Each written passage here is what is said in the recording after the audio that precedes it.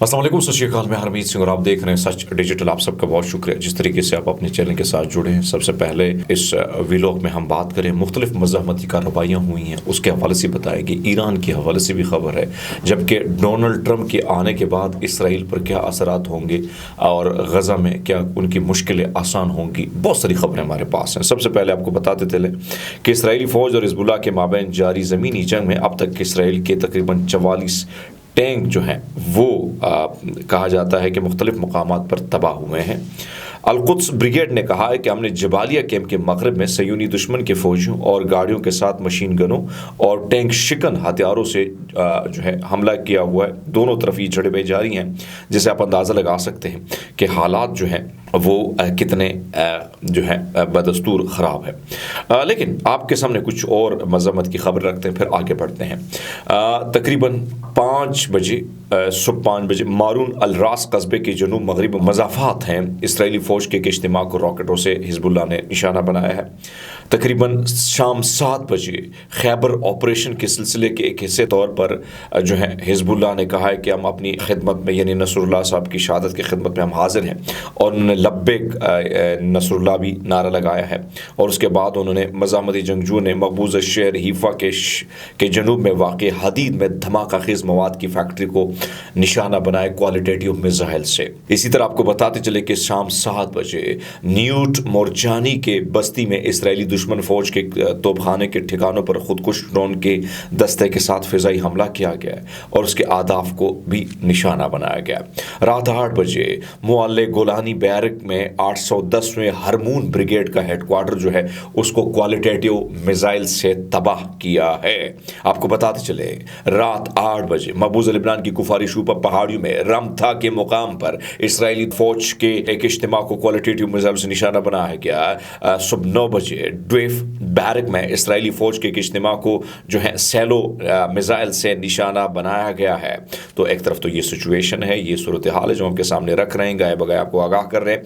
लेकिन आपको ये बताते चलें कि इस वक्त इसराइली मीडिया ने कहा है कि हिज़्बुल्लाह ने आज तिल एबिब और उसके हवाई अड्डे पर एक पुरतशद्दुद हमला किया है, जिससे बिन गोरेन हवाई अड्डे पर फ़िज़ाई ट्रैफिक मफलूज हो गई है। ये हिज़्बुल्लाह के मिसाइल ताकत का पहला मुज़ाहरा करार दिया जा सकता है, जो रिपब्लिकन की जीत के ऐलान के साथ जो है मुवाफ़िक है। अब आप देख सकते हैं कि ये तिल एबिब पर हमला, मैंने आपको पहले भी कहा था कि तिल एबिब जिसको महफूज तरीन मुकाम कहा जाता था, आज सूरत हाल ये है कि वो महफूज तरीन नहीं रहा, लेकिन वहाँ पे हालात मज़ीद कशीदा हो गए हैं। आपको बताते चलें कि रूस ने ईरानी सैटेलाइट खला में छोड़ दिए हैं, जिन्हें ईरान इसराइल पर हमला करने के लिए इस्तेमाल करेगा। रूस ईरान को अपने बेहतरीन लड़ाका तैयारी दे रहा है ताकि इसराइल से लड़ने में मदद हासिल की जा सके। एक तरफ तो ये सूरत हाल आ रही है आपके सामने कि किस तरीके से जो है चीज़ें आहिस्ता आहिस्ता डिफरेंट होकर चली जा रही हैं। नेतन्याहू के घर के बाहर इसराइल ने एक बार फिर मुजाहरा किया है।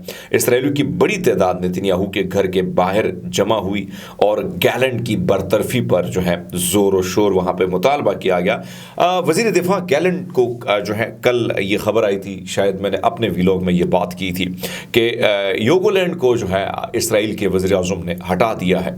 योगोलैंड के हवाले से उन्होंने ट्वीट किया कि हमारे इख्तिलाफ़ात इतने ज़्यादा हो चुके हैं कि अब योगोलैंड को बर्दाश्त करना मुश्किल है और मैं योगोलैंड के इख्तिलाफ़ात की वजह से जंग पर फोकस नहीं कर रहा हूँ।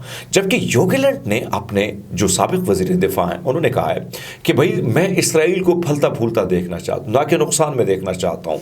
योगोलैंड पहले इस जंग के हामी थे, लेकिन हिज़्बुल्लाह के साथ लड़ाई में वो बिल्कुल हामी नहीं थे और वो कहा करते थे कि ज़मीनी जंग में हमें बहुत ज़्यादा नुकसान होगा, हम अपने लिए मोर्चे खोल रहे हैं और ये मोर्चे खोलते खोलते इसराइल को हम तबाही के दहाने पर ला के खड़ा कर देंगे। अब सिचुएशन ये है कि तिल एबिब पर जो मैंने बात की कि हमला होता है, तो ऐसे तो नहीं होता है ना। हालात यहाँ तक पहुँच गए, इस दहलीज तक पहुँचाए गए हैं, जिसकी वजह से सिचुएशन दिन पर दिन ख़राब है। अब योगोलैंड जो है नेतन्याहू के खिलाफ तो वैसे एहतजाज हो रहे हैं, लेकिन अब योगोलैंड के हवाले से कहा जा रहा है कि अवाम उठी है कि इसको क्यों आपने हटा दिया। यानी मामला ये है कि वो चाहते हैं कि उनके जो लोग हैं जिनको इस वक्त आपने यरगमाल बनाया हुआ है, तो इस सारी सिचुएशन में कैसे आप जो है योगोलैंड को इस और जंगी सूरत हाल में दोस्तों मुश्किल होता है हटाना। یہ کوئی آسان کام نہیں ہوتا ہے۔ مصر اور ترکی نے اسرائیل پر اسلحے کی پابندی کے لیے اقوام متحدہ سے بڑا مطالبہ کر دیا ہے۔ مصر اسرائیل پر ہتھیاروں کی پابندی کے لیے اقوام متحدہ میں ترکی کے مطالبے میں شامل ہو گیا۔ مصر ترکی کی قیادت میں ایک قرارداد میں شامل ہو گیا اور اسے درجنوں ممالک کی حمایت حاصل ہے، جس نے اقوام متحدہ پر زور دیا کہ وہ اسرائیل کو ہتھیاروں کی فراہمی روک دے۔ وزارت خارجہ کے ایک بیان میں کہا گیا کہ مصر اسرائیل پر بین الاقوامی قانون اور بین الاقوامی انسانی قانون کے مسلسل خلاف ورزیوں کو روکنے کے لیے دباؤ ڈالنے کے بین الاقوامی کوشش کے ایک حصے کے طور پر اس کا، میں سمجھتا ہوں یہ ڈھکوسلا ہے۔ پھر آپ کہیں گے حرمید صاحب ڈھکوسلا ہی کہتے ہیں، اس کی وجہ کیا ہے؟ آپ دنیا سے مطالبہ کرو، قراردادیں پیش کرو۔ آپ نے جو سہولت کاری مصر نے کی ہے، سہولت کاری ترکی نے کی ہے، آپ نے جو ان کو اسلحہ بنا کے دیا ہے بھائی صاحب، اور آپ نے جب ایران حملہ کر رہا تھا تو مصر نے کیا کیا باتیں نہیں کی تھی کہ ہم روکیں گے، اور کئی میزائل روکنے کے لیے جو ہے جان تک لڑا دی۔ تو بھائی صاحب یہ ڈھکوسلے بازی نہیں چلے گی۔ آپ بڑا جگرا کر دیں، ہم آپ سے مطالبہ کرتے ہیں انسانی حقوق کی بنا پر، بھاڑ میں جائے، چلو آپ یہ نہ مانے کہ وہ مسلمان ہیں، ہم انسانیت کی بات کرتے ہیں، انسانیت کی حقوق کی بات کرتے ہیں، کھڑے ہو جاؤ نا۔ آپ نے تو مصر نے تو وہ دیواریں بھی کھڑی کر دی، وہ دیواریں جہاں پہ مصر کا ایک غزہ کا ایک بچہ بھوکا پیاسا مصر کے دوسرے، کیونکہ وہاں پہ جنگلہ لگا تھا تو اس سائڈ کے بچوں سے باتیں کرتا تھا، گلے شکوے کرتا تھا کہ ہم تکلیف میں ہیں، ہم درد میں، ہمیں کھانا نہیں ملتا ہے، ہمیں پانی نہیں ملتا ہے۔ تیسرے دن بعد جب اس بچے کی ویڈیو وائرل ہوتی ہے تو مصری حکام کیا کرتے ہیں؟ دیوار کھڑی کر دیتے ہیں۔ کس کی؟ سیمنٹ کی دیوار، لوہے کی دیوار کھڑی کر دیتے ہیں۔ وہی بچہ دوبارہ آتا ہے اور وہ کہتا ہے کہ کوئی بات نہیں ہے، میں اپنے خدا سے بات کروں گا۔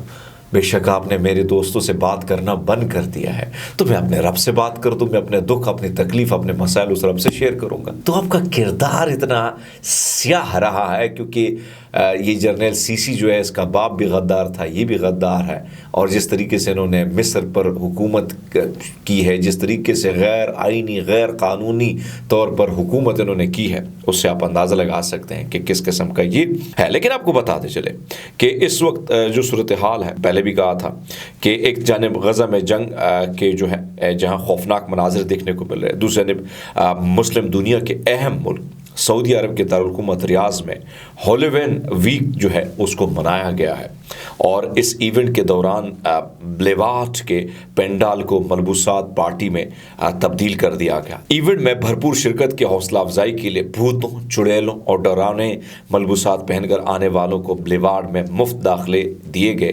تقریب کو خوفناک روپ میں ڈھالنے کے لیے سعودی اور رہائشیوں کے لیے تخلیقی ڈیزائنوں کی نمائش کی گئی ہے۔ بہرحال میں کیا کہوں اس پہ، پھر آپ کہتے ہیں کہ میں کمنٹ جب کرتا ہوں کہ ایک طرف خون، معصوم بچے، بھوک، میڈیسن نہیں ہے، لیکن یہ جو منافق ہیں، منافقین ہیں، ان کا جو کام ہے وہ آپ کے سامنے، اور ہم ان کو عیاں کرتے رہیں گے جب تک ہمیں دم۔ اب تک لیتے ہیں، بہت سارا خیال رکھیں، بہت شکریہ۔